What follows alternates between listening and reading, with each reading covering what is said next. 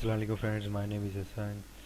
जैसे कि हमने पिछले ट्यूटोरियल में पढ़ी थी इफ़ स्टेटमेंट, इस ट्यूटोरियल में हम देखेंगे कि elif statement nested if statement पढ़ेंगे कि हम नेस्टेड इफ स्टेटमेंट को पाइथन में किस तरह इस्तेमाल करते हैं। सबसे पहले आप एक नोटपैड की फ़ाइल बना लें। ठीक है जी। फिर उसमें कुछ भी टाइप कर दें। हम यहाँ पे नेस्टेड इफ लिख देते हैं। ठीक है। और जो इसकी फ़ाइल का नेम है, ये जो इसकी फ़ाइल का नेम है यहाँ पे, यानी कि जो पाइथन की फ़ाइल का नेम होता है, जो इसकी एक्सटेंशन का नेम होता है वो होता है पी वाई। तो आपने भी यहाँ पे डॉट पी वाई लिखना है। ठीक है जी। और इसे एंटर करें और फिर उसे यस कर दे। Are you want to change change it, कि आप चाह रहे हैं कि आप इसका नेम चेंज और इस एक्सटेंशन का नेम चेंज करें, तो यस करें उसे। ठीक है। अब इसे ओपन कर लें। ठीक है। अब यहाँ पे लिखें नेस्टेड इफ स्टेटमेंट।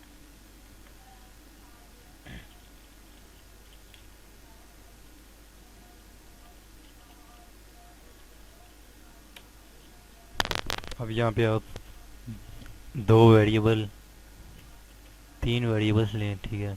तीन वेरिएबल डिक्लेयर करें जिन्हें मैं int टाइप उनकी डेटा टाइप int देता हूँ। ठीक है। उसके बाद इंटीजर की पेरेंथेसिस ओपन पेरेंथेसिस लगाएं। फिर वहाँ पे इनपुट लें। पाइथन में इनपुट लेने का ये तरीका, अगर आप सिंपल इनपुट लेना चाहते हैं तो आप सिंपल भी ले सकते हैं। आप मेरी पिछले ट्यूटोरियल में देख सकते हैं हम प्रिंट इनपुट आउटपुट कैसे करवाते हैं पाइथन में। ठीक है जी। उसमें ज़्यादा बताया हुआ है पाइथन के इनपुट के बारे में। इस वक्त हम सिर्फ नेस्टेड इफ करेंगे। ठीक है। उसके बाद इनपुट की पेरेंथेसिस ओपन पेरेंथेसिस लगाए, उसमें इन्वर्टेड कॉमर्स लिखें।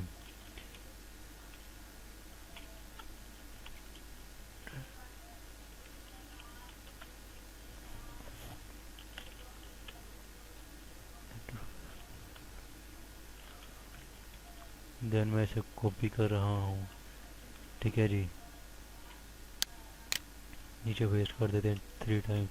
इसके मैं चेंज कर देता हूँ वेरिएबल, इसे सी कर देते हैं और इसे पी कर देते हैं। ठीक है जी। और यहाँ पे इसे कर देते हैं enter second value, enter second value.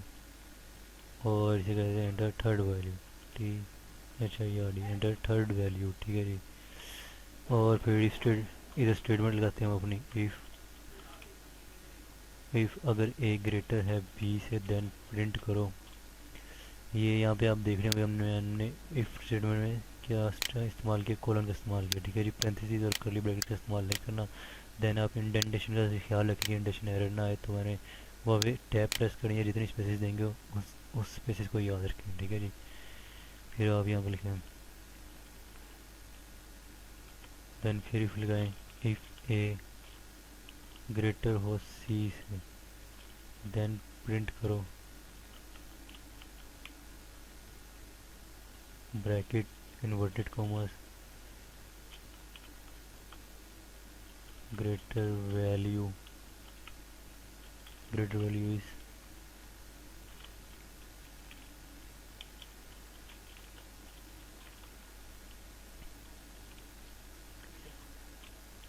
ओहो।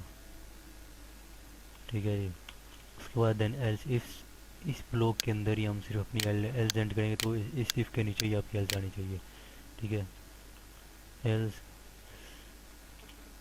वो क्या प्रिंट कर देगा, ऐसे वो प्रिंट कर देगा open parenthesis inverted commas print greater value is,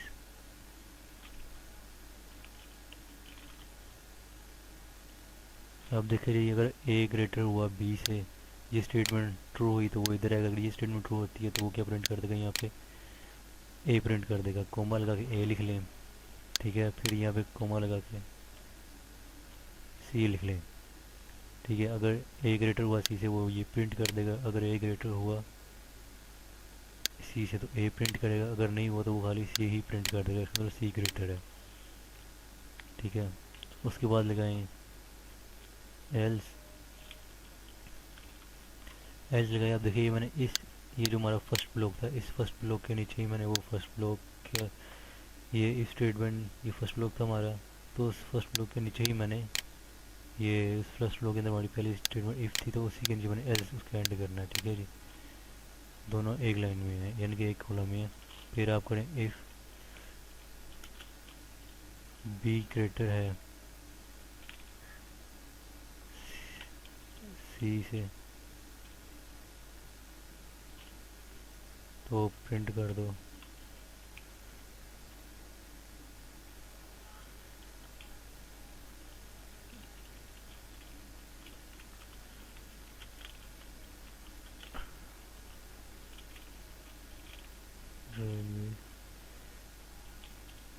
B.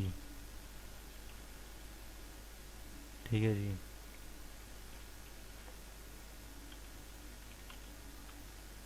उसके बाद इसके अंदर जो आपने एल्स लगानी है, एल्स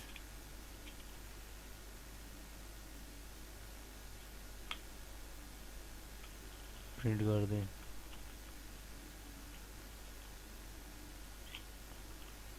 ग्रेटर वैल्यू इज सी। ठीक है,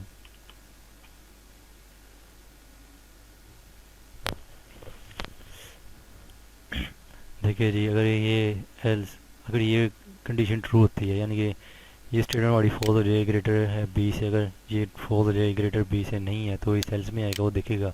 अगर बी ग्रेटर है सी से, तो प्रिंट कर देगा बी।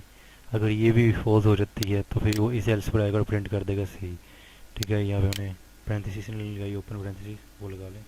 ठीक है, अब इसे सेव कर लें। ठीक है, कंट्रोल एस से, और इसे रन करें अपने कमांड प्रो मोड में। सिंपल यहाँ पे लिखे अपनी फाइल का नेम, पहले अपने पाइथन लिखें, जो आपके इंटरप्रेटर का नेम है पाइथन, आप वो यहाँ पे लिखें। ठीक है, इसके लिए आपका पाइथन का कमांड प्रोमोट में इंस्टॉल होना ज़रूरी है, यानी कि रिक्वायर है कि पाइथन कमांड प्रोमोट में इंस्टॉल हो, अगर आप ये पाइथन को कमांड प्रोमोट में रन करना चाहते हैं। ठीक है, उसके बाद इसकी लोकेशन लिखें, जो भी इसकी लोकेशन हो, यानी कि या आप ड्रैग एंड ड्रॉप कर लें,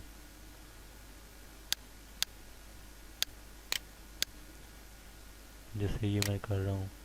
ठीक है, ये मैंने सिंपल ड्रैग एंड ड्रॉप किया, पाइथन लिखा शुरू में, देन उसकी मैंने लोकेशन दी है। ये लोकेशन सबसे पहले ड्राइव का नाम सी, जो ड्राइव का नाम है, देन उसका फोल्डर, फिर उसका सब फोल्डर, और फिर फाइल का नेम आ गया एंड पे नेस्टेड इफ। ठीक है, और यहाँ पे आ गया, अब एंटर करें।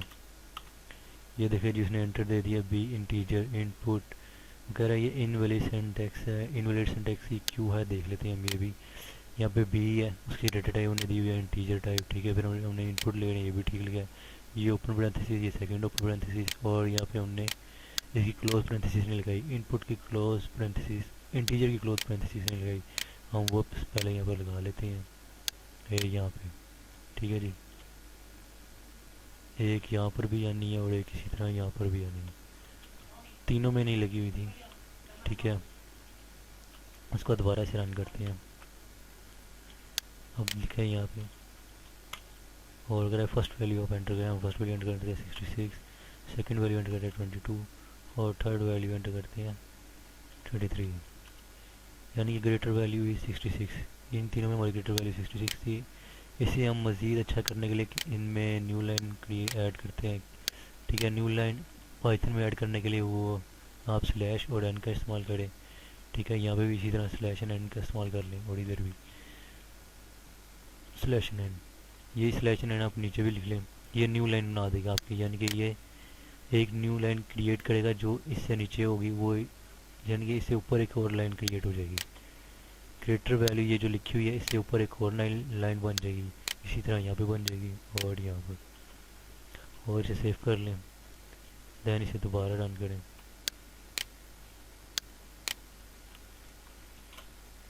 ये देखिए जी, ये हमने यहाँ पे एक न्यू लाइन ली थी ना, स्लैश, ये इसके स्लैश एन की मदद से, तो ये न्यू लाइन क्रिएट हुई इससे ऊपर वाली, इससे ऊपर एक न्यू लाइन क्रिएट हो गई है। ठीक है जी, अब यहाँ पे आप वैल्यू दें।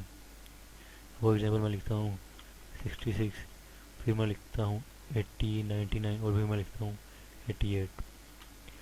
इनमें से ग्रेटर वैल्यू जोन सी है उसने दे दी है, यानी कि सेकंड वैल्यू हमारी ग्रेटर उसने बता दी है। ग्रेटर वैल्यू इज 99, ये वाली हमारी ग्रेटर वैल्यू थी, उसने दे दिया हमें कि 99 आपकी ग्रेटर वैल्यू है। ठीक है, इसे मज़ीद खूबसूरत बनाने के लिए हम यहाँ पे कोड कोलन लगा देते हैं इन्वर्टेड कॉमास के अंदर ही।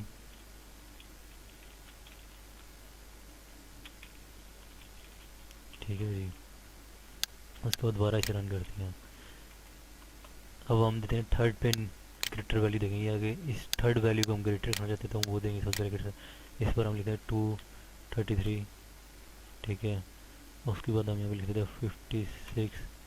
यहाँ पे हमारी ग्रेटर वैल्यू इस वक्त फर्स्ट वैल्यू है, तो इसे अब हम लिखेंगे यहाँ पे हम लिख देते हैं 444 लिख देते हैं। ठीक है, 4 टाइम्स 3 लिखा, एंटर किया, उसने बता दिया आपकी ग्रेटर वैल्यू ये है 3333 आपकी ग्रेटर वैल्यू इन वैल्यूज के अंदर अंदर। ठीक है जी, ये आपका आप इस्तेमाल करें नेस्टेड इफ स्टेटमेंट। ये आप नेस्टेड इफ स्टेटमेंट की मदद से आप ये प्रोग्राम रन कर रहे हैं। ठीक है जी, ग्रेटर वैल्यूज़ वाला।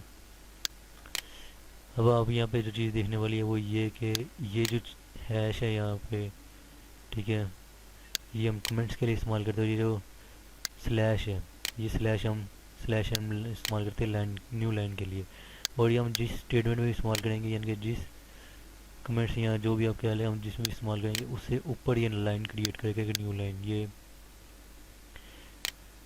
ये स्लैश इससे ऊपर एक न्यू लाइन क्रिएट कर देगा। अब हम ये प्रोग्राम रन करते हैं इस तरह। अगर मैंने सबसे पहले एक वेरिएबल लिया ए, उसके अंदर मैंने उसे इंटीजर दी वैल्यू। ठीक है, देन मैंने उसे इनपुट करवाया कि आप वैल्यू एंटर करें, फर्स्ट वैल्यू, फिर बी ली, उसके अंदर उसकी डाटा टाइप दी इंट, फिर उसे इनपुट ली और फिर उसे प्रिंट कराई सेकंड वैल्यू, उसी तरह सी ली।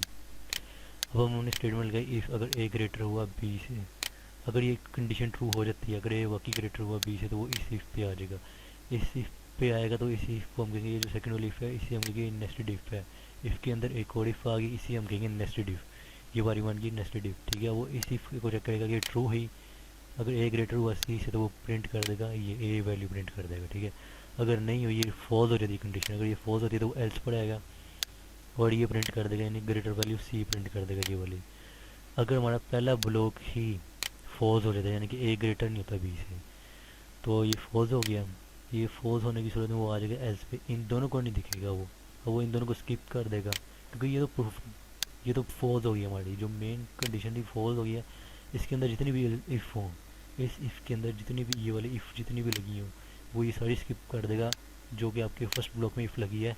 अगर वही फॉल्स हो जाए, अगर ये फॉल्स होगी तो वो डायरेक्ट एल्स पर आ जाएगा, इस एल्स पर आएगा जो आपके फर्स्ट ब्लॉक में एल्स है उस पर आएगा और देखेगा, फिर वो ये वाली कंडीशन देखेगा इफ़ ग्रेटर हुआ, इफ़ बी ग्रेटर हुआ सी से तो ये बी प्रिंट कर देगा। अगर ये भी कंडीशन फॉल्स हो जाती तो उसके पास बाय डिफ़ॉल्ट एक ही बची है एल्स, सिर्फ यहाँ पे एंड पे at the end of program सिर्फ ये एक आज बची तो उसने ये लाजमी प्रिंट करना ही करना है। ठीक है, फिर वो ये लाजमी प्रिंट कर देगा, यानी कि सी प्रिंट कर देगा अगर ये भी फॉल्स हो जाती है बी ग्रेटर है सी से। ठीक है, ये तो होगी हमारी नेस्टेड इफ स्टेटमेंट। आज ट्यूटोरियल हमने पढ़ा नेस्टेड इफ स्टेटमेंट हम पाइथन में किस तरह इस्तेमाल करते हैं नेस्टेड इफ स्टेटमेंट को। जो इससे पिछले ट्यूटोरियल में पढ़ा था वो हमने इफ स्टेटमेंट पढ़ी थी। ठीक है जी, अब जो इससे आने वाला अगला ट्यूटोरियल है उसमें हम एल इफ स्टेटमेंट पढ़ेंगे, एल इफ स्टेटमेंट एन एल स्टेटमेंट बताएंगे कि एल इफ स्टेटमेंट का हम पाइथन में किस तरह यूज़ करते हैं, एल इफ और एल इफ स्टेटमेंट को हम पाइथन में किस तरह इस्तेमाल कर सकते हैं और किस तरह से रन कराते हैं। ठीक है, अगर आपको मेरे इस ट्यूटोरियल में समझ ना आई तो आप मुझे कमेंट्स करें और मैं आपको बताऊंगा। ठीक है, कि आपको गाइड करूंगा और अगर आपको कोई और सलूशन दूंगा कि आप कहाँ कहाँ है कोई मसला आ रहा है तो मैं उसका आपको सलूशन दूंगा। ठीक है जी, तब तक के लिए मुझे इजाज़त दीजिए, अपना और अपने आसपास के लोगों का ख्याल रखिए। खुदा हाफिज़।